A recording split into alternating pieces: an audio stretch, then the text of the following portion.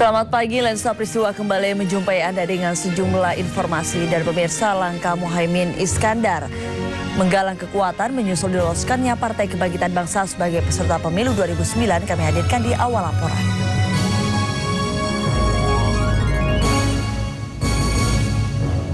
Bulian Royan ternyata sudah 2 kali menerima transfer dana yang diduga suap.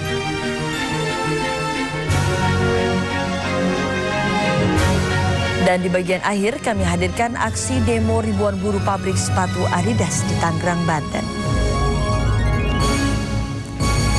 Bersama saya Ziza Hamzah, kini kita ikuti Lensa Peristiwa selengkapnya.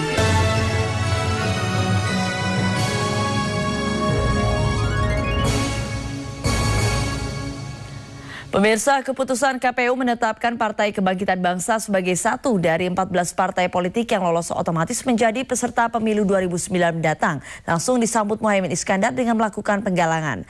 Muhaimin optimis dan menyatakan akan hadir dalam pengundian nomor urut partai Rabu ini. Lolosnya Partai Kebangkitan Bangsa sebagai peserta pemilu 2009 disambut gembira Ketua DPP PKB Muhaimin Iskandar. Meski partainya masih dilanda konflik, Muhaimin memastikan akan menghadiri undangan pengambilan nomor undi parpol peserta pemilu yang akan dilakukan Komisi Pemilihan Umum Rabu siang. Selaku Ketua Umum yang berwenang mengambil nomor undian parpol sesuai dengan undang-undang partai politik, Muhaimin juga akan segera mengambil langkah konkret untuk memenangkan partainya dalam pemilu yang akan berlangsung 8 bulan lagi. Dalam rangka penggalangan menghadapi pemilu, Selasa siang Muhaimin menggelar acara silaturahmi dengan 1.500 kiai kampung pendukung PKB di Pondok Pesantren Edi Nancoro Salatiga, Jawa Tengah. Pertama, saya sudah mendapat kabar dari KPU bahwa PKB memang sesuai undang-undang lolos dan sesuai dengan undang-undang partai politik. Ketua umum yang akan mengambil nomor dan akan mengelola pemilu dari PKB adalah saya. Sementara di Jakarta, Effendi Khoiri, salah seorang pengurus DPP PKB Kubu Gus Dur, mengatakan siapa yang berhak mengambil nomor urut dari KPU nanti masih harus ditentukan hasil putusan kasasi yang diajukan pihaknya ke Mahkamah Agung. Kan PKB satu. Ya, bagi saya siapapun yang ngambil gak ada masalah. Karena toh PKB-nya tetap ikut pemilu. Gak ada masalah. Soal segala sesuatunya, misalnya caleg, misalnya pengurus yang sah, ya kan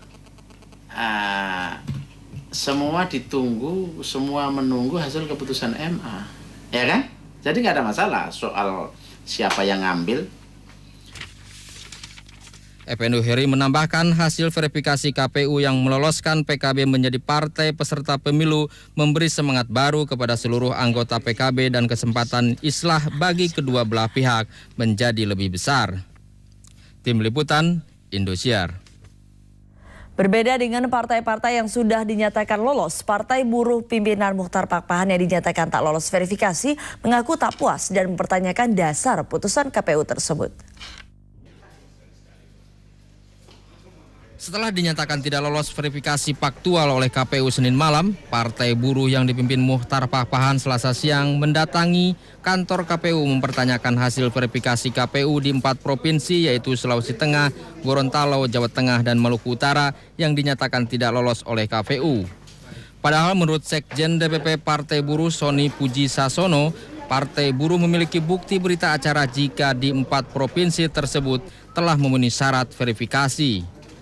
Oleh karena itu, apa perbedaan verifikasi di daerah dengan KPU di pusat? Apa mungkin ada sudut pandang yang berbeda? Yang berbedanya di mana? Kita ingin mencoba untuk mengklarifikasi, untuk mencari solusi jalan keluarnya kayak apa gitu loh.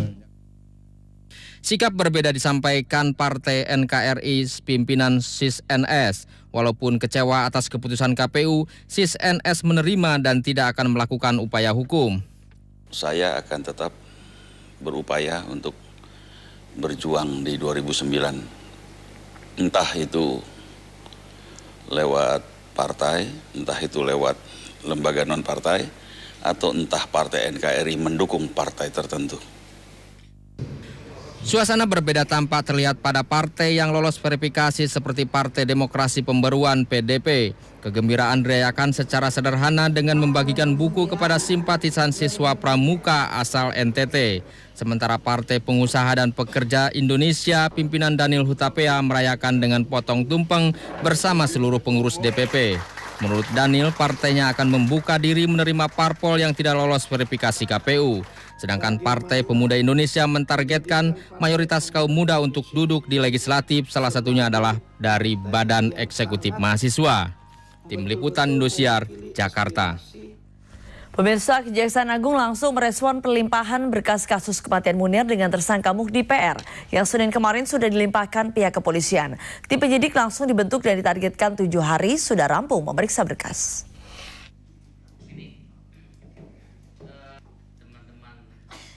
Jaksa Agung Muda Bidang Tindak Pidana Umum Kejaksaan Agung Abdul Hakim Ritonga kepada wartawan Selasa di Jakarta mengatakan pihaknya mentargetkan penelitian berkas kasus Muhdi PR limpahan Bareskrim Mabes Polri rampung dalam 7 hari. Untuk itu pihaknya sudah membentuk tim khusus yang akan memantau kerja penyidik. Dari sana akan ditentukan apakah berkas dari Mabes Polri yang mereka terima Senin kemarin itu layak diteruskan ke pengadilan atau justru dikembalikan untuk diperbaiki. Masih dalam tahap penelitian jaksa, apakah persyaratan formil dan persyaratan material sudah terpenuhi atau tidak.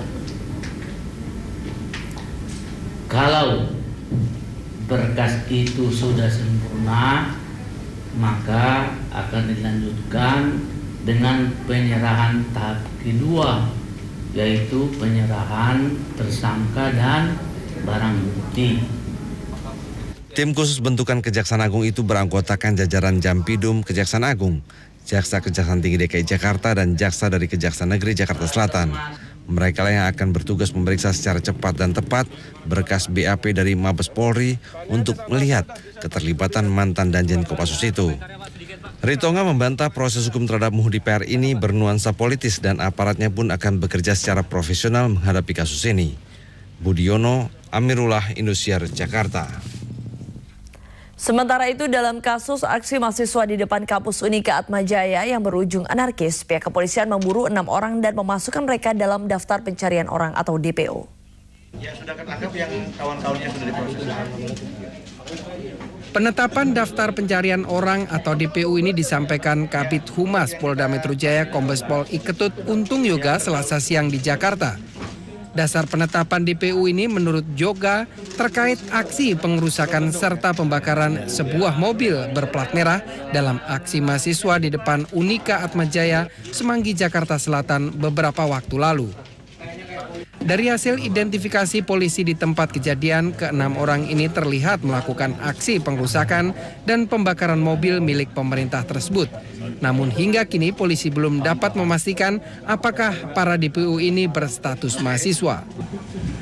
Yang terdahulu ini sudah 6 kami sudah publikasikan. Nah, sekarang tambah 6 lagi yang ketika itu ikut dalam aksi perusakan dan pembakaran mobil di depan Atmajaya itu. Nah ini tentu kita masih ingin cari jelas dulu identitas lengkap yang bersangkutan.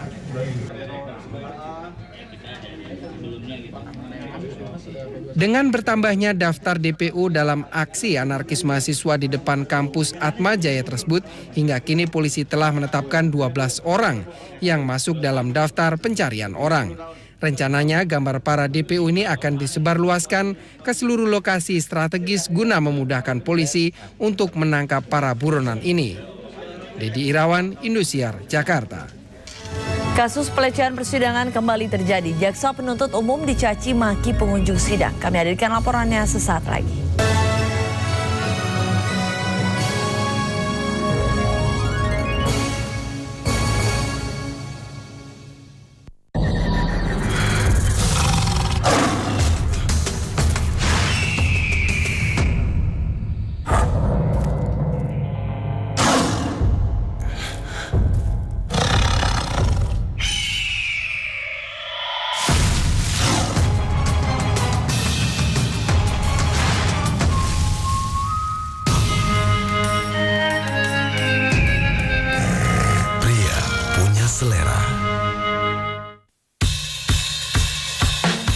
Wajah boleh sama, penampilan gak jauh beda, talenta dua-duanya punya.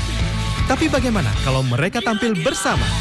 Mempersembahkan acara Double Super, Super Twin, setiap Senin, Selasa, dan Rabu pukul 18 waktu Indonesia Barat. Acara ini dipersembahkan oleh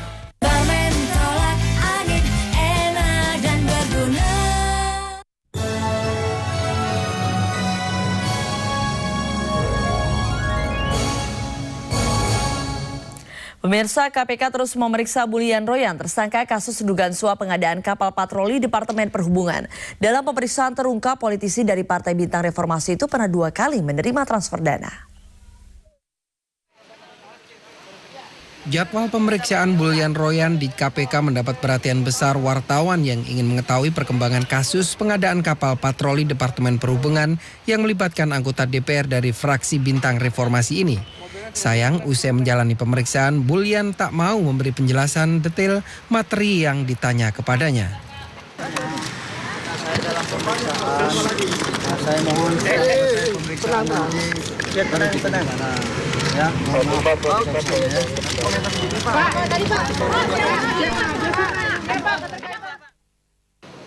Namun begitu dari Inu Kertapati, salah seorang pengacaranya, diketahui pemeriksaan berkisar aliran dana yang masuk ke rekening kliennya. Ya masih inilah, masih permulaan aja. Pak, soal penarikannya itu ada orang ya Pak, hari Jumat inisiatif ini dari siapa Pak? Kita belum sampai situ ya. Berapa banyak pertanyaannya Pak? Pak, hari Jumat Pak, penarikan berapa banyak Pak? Yang sudah beberapa kali Pak, yang hari Minggu itu kan 2 kali ya. Yang kedua kali. Kedua kali. Kapan lagi Pak penarikannya? Kalau nggak salah itu, itu tahu. Jumat. Sarannya Pak, jadi komitmen sebenarnya Pak kemana sih Pak? Gimana? Komitmennya berapa dan hari Jumat itu uangnya ditaruh kemana dulu Pak? Oh belum. Saya jadi hanya kan 2 kali ya. Jadi yang terakhir itu kan berapa ya? Saya malah lupa itu. 5.505 euro ya. Nah itu ya itu. Baru itu aja. Sebelumnya kalau nggak salah berapa ya? 40.000 ya. Ya sekitar begitu. Maling, pencuri, wakil rakyat pencuri. Pencuri kau. Hujatan dan makian tak hanya dialami Bullian, tapi juga dialami tersangka kasus korupsi lain, Antoni Sedra Abidin, saat keluar dari gedung KPK. Ahmad Bayhaqi, Medi Kuswedi, Indosiar, Jakarta. Sementara itu dalam kasus alih fungsi hutan di Bintan Riau, Menteri Kehutanan MSK Ban yang disebut-sebut ikut menerima dana suap, Selasa siang membantah tudingan tersebut. Menteri Kehutanan MS Kaban membantah dirinya telah menerima dana 1 miliar rupiah dari Sekda Bintan Azirwan dalam proyek alih fungsi hutan lindung di Pulau Bintan, Kepulauan Riau, seperti yang terungkap dari hasil rekaman via telepon antara Sekda Bintan dengan Al-Amin Nur Nasution yang diperdengarkan dalam sidang di Pengadilan Tipikor beberapa waktu lalu. Kaban menilai hasil rekaman tersebut adalah fitnah dan rekayasa yang dilakukan secara sistematis untuk membunuh karakter dirinya. Kaban justru mempertanyakan kepada siapa dan kapan Azirwan memberikan uang 1 miliar tersebut. Namun demikian, Kaban tidak akan menggugat KPK dan Pengadilan Tipikor. Tidak ada substansinya, cuman saya merasa heran kenapa kok terus-menerus ini digulirkan. Nah, kalau misalnya ternyata ini baru direncanakan, ya, akan menyuap, ya. Berarti di pengadilan niat, ya, niat orang mau menyuap diadili. Jadi KPK ini di mana itu pengadilan tipikor mengadili niat orang. Kaban menyatakan kecewa atas upaya Pengadilan Tipikor yang dalam proses persidangannya tidak mempertimbangkan aspek kemanusiaan dan privasi orang lain. Kaban menyatakan dirinya siap memberikan keterangan kepada KPK menyangkut masalah ini. Sudrajat dan Ahmad Saripudin, Indosiar, Jakarta. Banyaknya anggota DPR terseret kasus korupsi membuat Badan Kehormatan DPR mendapat sorotan karena belum satu pun yang mereka periksa. Menurut Ketua Badan Kehormatan DPR Irsyad Sudiro, hal itu karena mereka masih menunggu hasil pemeriksaan KPK.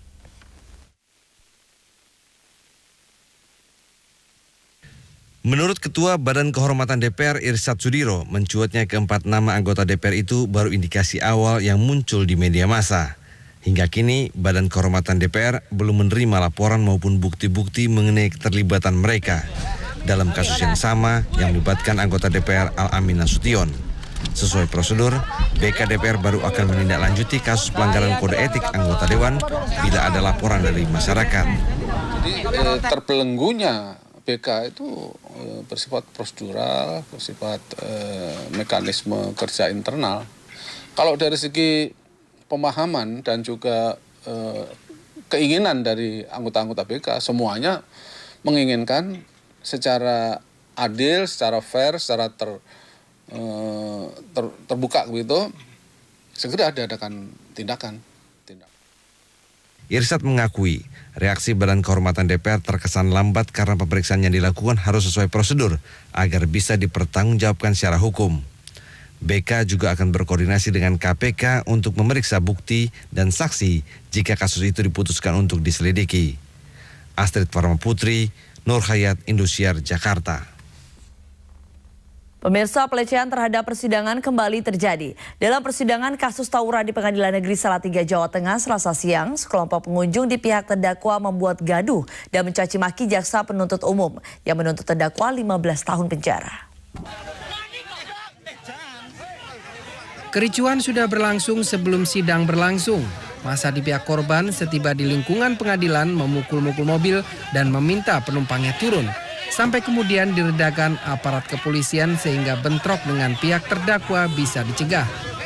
Hakim Pengadilan Negeri Solo Selasa siang itu memang menyidangkan kasus tawuran yang terjadi Maret lalu antara masa Laskar dan masa Kampung Kusumodilangan Solo yang berujung tewasnya Heru Yulianto alias Kipli dari kubu warga Kampung Kusumodilangan. Sidang menghadirkan terdakwa Abdul Saifullah dari kelompok Laskar. Masa dari Laskar yang datang lebih dulu memenuhi ruangan sidang, bahkan sesekali meneriakkan takbir hingga menimbulkan kegaduhan dan mengganggu jalannya sidang. Mereka bahkan memaki-maki jaksa penuntut umum hingga Ketua Majelis Hakim Fakih Yuwono memutuskan menskor sidang. Saat sidang kembali dilanjutkan, mereka kembali berteriak-teriak sehingga suasana kembali gaduh dan mencapai puncaknya saat jaksa membacakan dakwaan dengan mengancam terdakwa hukuman 15 tahun penjara Saiful. Sidang dilanjutkan pekan depan. Ganuk Nugroho Adi, Indosiar Solo, Jawa Tengah.